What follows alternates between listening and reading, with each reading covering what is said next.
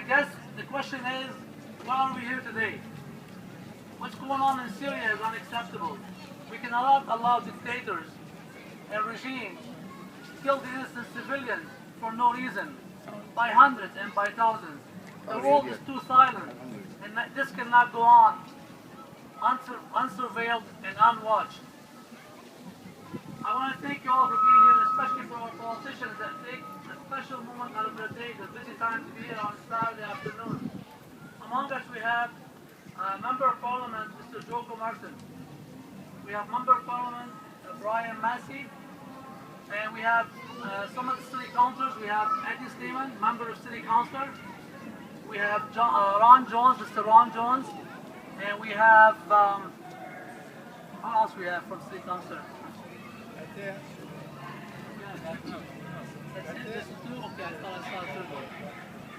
I will give the talk over to Dr. Shaker right now to say the statement and then allow our speakers to say a few words, our guests, our politicians. Thank you.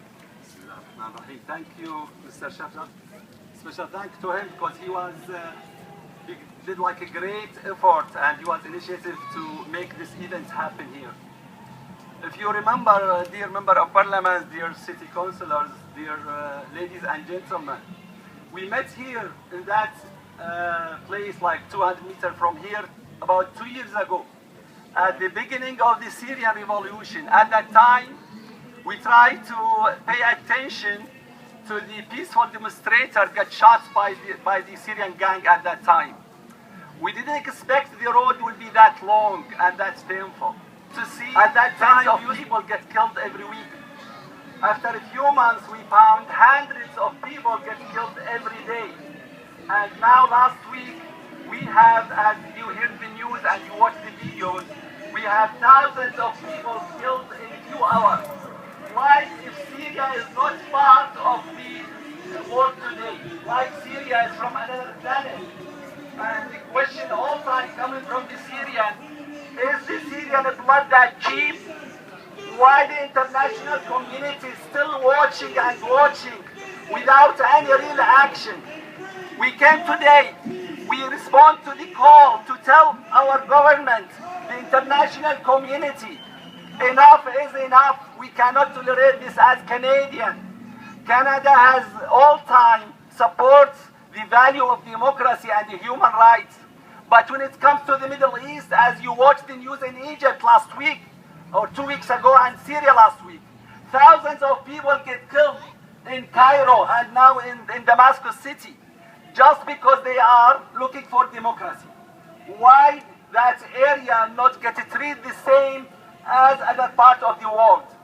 We watch our government, we watch all the international community respond much more faster and stronger action. And instead of that, just we are hearing nation and also some people crying with us, but at the end, they let this gang killing and committing crime after crime. And now they are using chemical weapons. And you know what chemical weapons? You watched the videos last week with hundreds of babies get killed in a couple of hours. Do we have hearts here? We are talking to our politicians, our government. What this picture and those videos mean to us as Canadians. What those pictures and videos mean to us as a human being. Those people in Syria and Egypt, they are human beings. And they are looking for democracy and freedom. And seems to be we are denying their right to go for that. I will not take that long. I hope some member of Parliament will give a speech too. But I will read a press release from our Syrian Canadian Council here in Canada in this occasion. And it's persistent to challenge each and every element of ethics, morals, human rights, and international law. The Syrian regime shows its ugly face again and again. 21st of August, the world. 21st of August,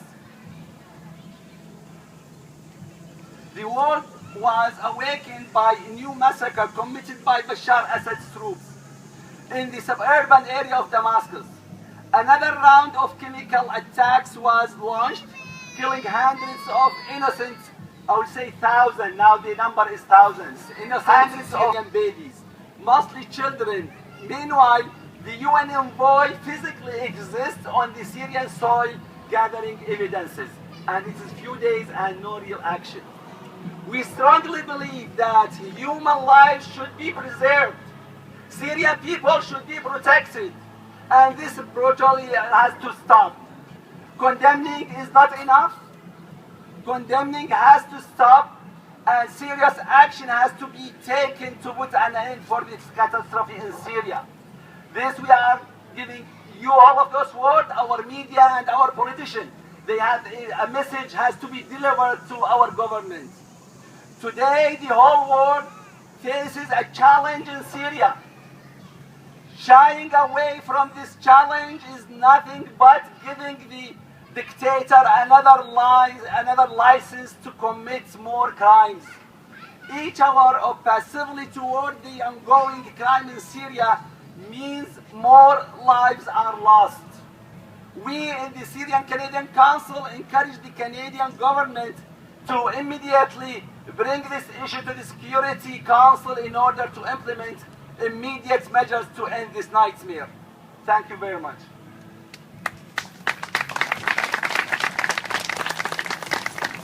I will give the microphone over to Mr. Aqqamat, a member of Parliament, or Ryan Massey, I guess. Okay. Say a few words. Yeah. Can everybody hear me? I'll just use this if everybody can hear me. I want to say, first of all, thank you for the organizers for doing this. I'm always really proud of Windsor and Essex County because we are so diverse, but we also know that that diversity requires responsibility, and responsibility is becoming active when things take place in the world. And that we can't help some of the people right now in Syria that are suffering, the children, the men, the women, the innocents. But what we can do is we can stand in solidarity for them here in a peaceful country that we're blessed to have. And I know it may not seem like a lot, but it's something that we can give back. And what the message is, it says to not only just here in our community, but also to the people back in Syria who find out about these peaceful demonstrations, is they are not alone. That this crime against them is also a crime against us. And the people that have committed these crimes are going to need to be brought to justice immediately.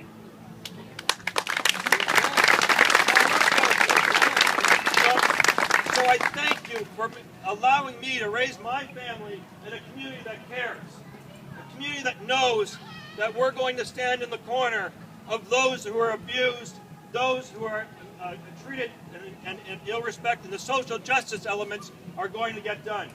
Now, the UN needs to get in there and determine what type of situation took place, and if it is chemical massacre, I can tell you that when I worked on my motion for Srebrenica, the genocide that took place there, that there was many, many, many people that denied it. But there was a strong organizational element that virtually wiped out 7,000 people in a matter of days. These type of people, unfortunately, exist in our world. So when they hit us, we have to hit them back. And that means social justice to the people that have suffered so much in this area. Bring them to justice. And still to date in Srebrenica, there's only been 2 people that have been brought forward. And that tells you that there can be societies that have organized elements of people that are willing to commit atrocious acts. So what we have to do as law-abiding citizens is to work our political systems, follow the rule of justice, and bring them to justice and punishment. That's what needs to take place.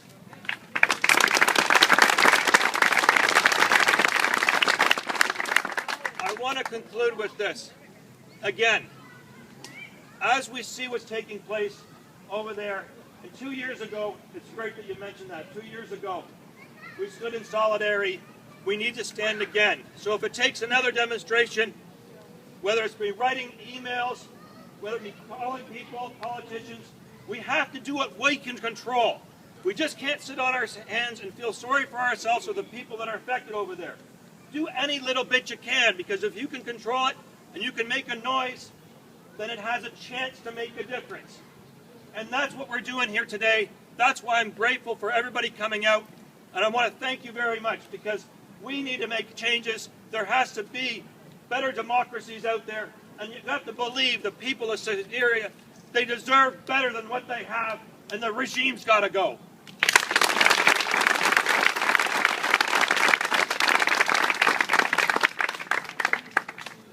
Calls on Canada to play a role. She's right.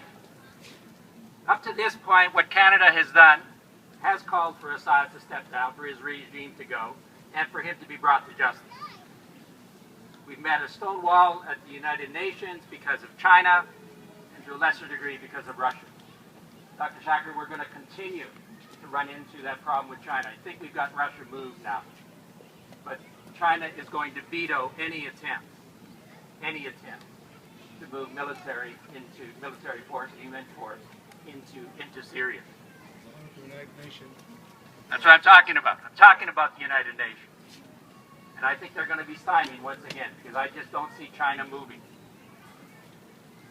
The importance of what you're doing here today, though, is to say to the Canadian government that's not acceptable. At some point, the United Nations has to say to China, in spite of your veto, we're going in. We're going to take the Assad regime and put them to the Court of Justice, Criminal Court of Justice in The Hague. We're going to bring peace and prosperity, hopefully, back to Syria. But we need to make that move. The other thing that I think you have to call upon Canada to do, because they haven't done enough, is to be helping with the refugees. In Jordan, Lebanon, Turkey, all of those countries need additional assistance, and Canada has the financial wherewithal to be helping. But with regards to what happened this past 24, 36 hours, there is no question that that was an absolute crime against humanity. That the Assad regime is a rogue government. It has no international stage. And their claim for sovereignty, that they don't have any responsibility to the rest of the world, they can do whatever they want to the citizens living within their country, has no validity anymore. They're a rogue nation. Much like we have destroyed rogue nations in the past, we have to destroy that regime. And there's no way to do it now. There's no way to do it now other than moving military force into that country in very large numbers. France is obviously willing to move at this point. I think the U.S. is getting very close. Obama is finally, I think, going to be prepared to move. And if we can't get that resolution through the Security Council in the UN, they're going to have to do it independently, perhaps using NATO. They've used it before, and that may be the way to do it this time. But we have to move. We know this isn't going to be the last time. If Assad was prepared to use those chemical weapons in these circumstances, where he still has overwhelming force against the rebels who are fighting him, when he can use chemical weapons in these circumstances at this time, there is no question that he's going to be prepared to do it again and again and again unless we stop him, unless the international community stops him. The role that you have to play is what you're doing today and what Brian raised with you. You have to be communicating with the federal government to say that we have to be putting greater pressure on at the UN. We have to be saying we're at the stage where the only thing we can do is move a military force into that country and bring down that regime. We have the ability to do it if the international community moves as a collective. Or in a number, we have done it before. Dr. Shacker, you're right. We've done it in other areas. We've certainly done it in Central and Eastern Europe. But we do not, Libya even. We can point to other places. There's no reason why Syria is not entitled to the same type of protection that we've given those other countries, and that the individual citizens and the children in particular are entitled to that peaceful environment that we should be able to give them.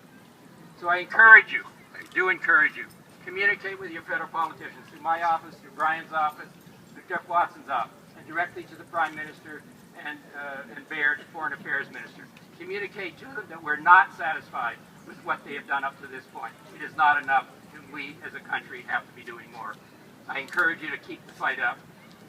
And let me express on behalf of myself, my constituents of Windsor-Tecumseh, our deep sorrow at what has happened over these last 2 years. Dr. Shacker, again, you were right.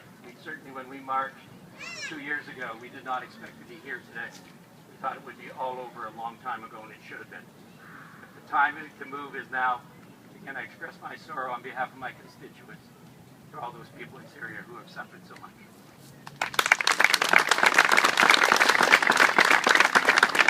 Thank you, Mr. Martin. Today we are expecting from you and your team, as we got in the past for more than 13 years, I know Mr. Martin stood with us at all times, not only with the Syrians, with all the human rights cases. And just I would like to comment something that our community did a lot of work with our Canadian government. Representative of the Syrian Canadian Council went to Ottawa a few times. They met and they presented many proposals to help the Syrian people, humanitarian and medical help. And at the end, part of the money, we believe it went to the Syrian regime through the United Nations. This has to stop. The Canadian help should go through the right channels. I know many cases which I'm sure about that. And we would like to discuss this with the Canadian government again and again until we get solution. Thank you very much, Mr. Kumar.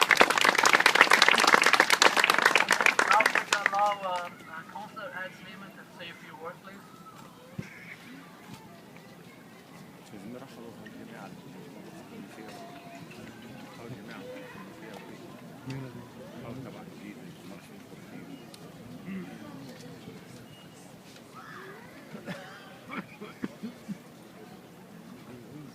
Hello everyone, I hope you can hear me. I wasn't up to date what was going on in Syria. This morning, by the way, I went on the internet just trying to update myself what's going on there. I really understand how you feel about the men, women, and children that are being killed daily in Syria. I know you feel helpless, frustrated, angry, and unable to do anything except peaceful demonstration like this one, denouncing the Syrian regime, brutal action to its citizens. The Syrian people are only asking for democracy. Democracy to express their opinion. Democracy to move freely in their country. And democracy to live in peace. It's hard to comprehend a country like Syria would kill its own people because they disagree with the way the government is run. Men, women, and children are being not killed, but I would say murdered severely by that country. Over 1,300 people were killed this week around Damascus, possibly by chemical weapons. Killing through democracy civilian is wrong. Killing innocent women and children is wrong. Canada and the free world must condemn the Syrian regime and do whatever we have to do to halt this barbaric action. And again, I want to thank you for inviting us today. From the international community, this denial we see today. If you remember, what happened in September 11 is not less terrorism than what happened in Syria and Egypt. We have in Syria and Egypt one of the most dangerous terrorism action in the world in the recent history. When people get thousands of people killed in one day, in a few hours, this is a terrorism action. We do not accept it as Canadians.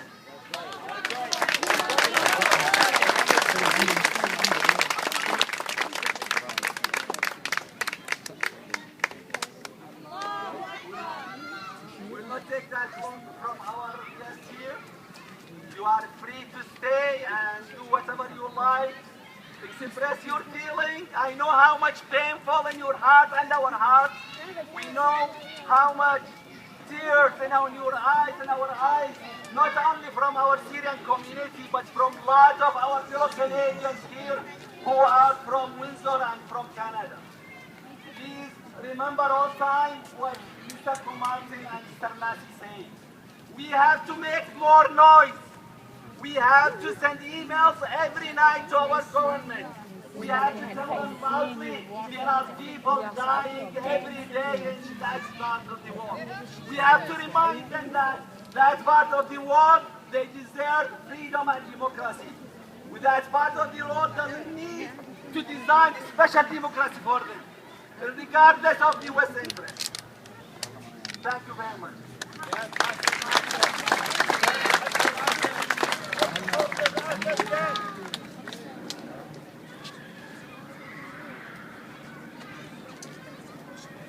سنة 2000 يا كلب يا واطي يلي ما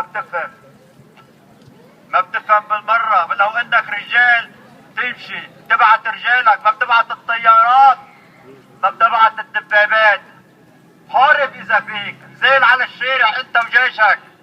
والله لندعسك جاييك يوم، والله لياخذوا منك شاف واشهدوا شاف بده كل العالم بده ياخذ منه شاف لبشار الاسد. قولوا ان شاء الله، قولوا ان شاء الله.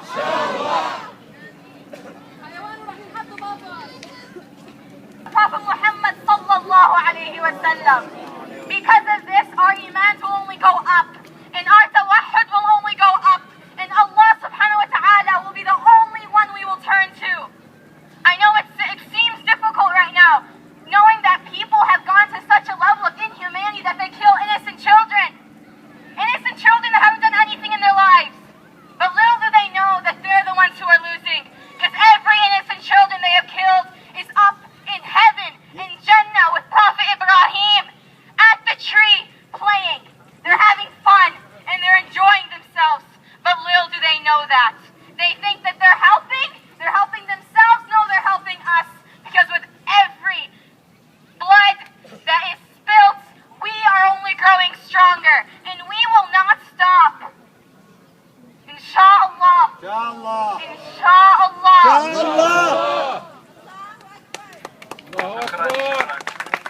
Now, I would like to end with thank you all of you. Remember the message we leave with. جزاكم الله خير. And لا تنسوا إخوانكم من الدعاء كل يوم في كل صلاة. جزاكم الله خير جميعا، وإن شاء الله ما نحتاج حتى أن نقيم رالي ثاني، لعله إن شاء الله النصر قريب والفرج قريب بإذن الله. الله يجزاكم خير جميعا.